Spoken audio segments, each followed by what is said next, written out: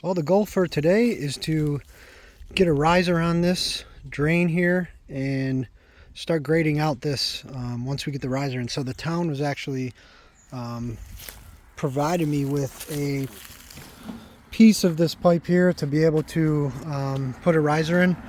I talked with the town guy that deals with all the road and drainage systems, and he said the best thing to do would get a riser on here instead of capping it off so it could still be used as a clean out. So I'm going to go ahead and install that, and then later when we finish our grade, we'll end up cutting it to the height that it needs to be and putting the cap back on it. Okay, well that took all of about 5 minutes to get in there. So basically all it is a coupler.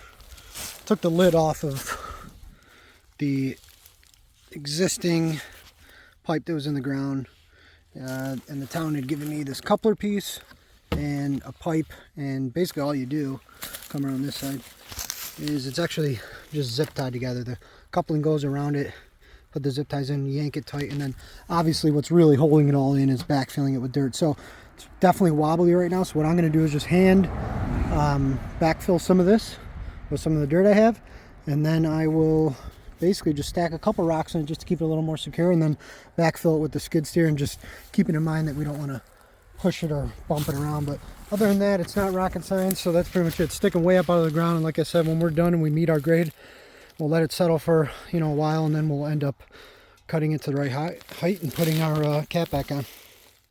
All right, so here's the riser installed. We got all the dirt graded out around it. We needed to end up burying it about 2 feet or so, maybe a little more. So obviously we have a lot of extra sticking up out of the ground here, but what we'll do is when we get a few more loads of dirt, we'll probably add just a little bit to this to make the grade a little less sharp.